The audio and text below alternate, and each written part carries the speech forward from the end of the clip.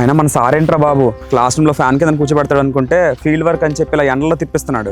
మనకు మార్కులు కావాలంటే మన సార్ చెప్పినట్టు చేయక తప్పదు. ఆయన నాకు ఈ పల్లెటూరు అంటే చిరాకురా బాబు. ఈ మట్టి వాసన, మట్టి మనుషులు. రే సోదాపి తొందరగా రండి. వస్తున్నాను సార్. అరే ఇంకా నా వల్ల కాదురా, గొంతు ఎండిపోతుంది, దాహం వేస్తుందిరా బాగా. దగ్గరలో షాప్స్ కూడా లేవురా కొందామంటే. సార్ మంచినీళ్ళు తాగండి సార్. అసలు ఎవడరా నువ్వు? నీ వాళ్ళకం చూసుకున్నావా? ఆ మురికి చేతులు నువ్వును, ఆ చేతిలో నీ నీళ్ళు తాగాలా? నాకేం అవసరం లేదులే. సార్ పర్లేదు సార్, తాగండి సార్. ఛీ, నన్ను ముట్టుకోకు, దూరంగా ఉండు. సార్ ఇక్కడ పెడతాను, తాగండి సార్. రే అలాగే ఎవరిని తక్కువ చేసి మాట్లాడకరా.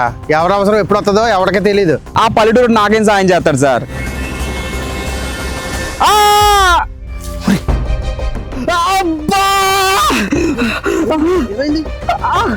సార్, రే పాము కొట్టేసినట్టుందిరా.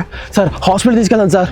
బాబు ఇక్కడ దగ్గరలో హాస్పిటల్ ఎక్కడ ఉంది? హాస్పిటల్స్ ఇక్కడే లేవు కానీ పామిరుడు ముందుకు తెలిసిన అతను ఉన్నాడు, పదండి తీసుకెళ్తాను.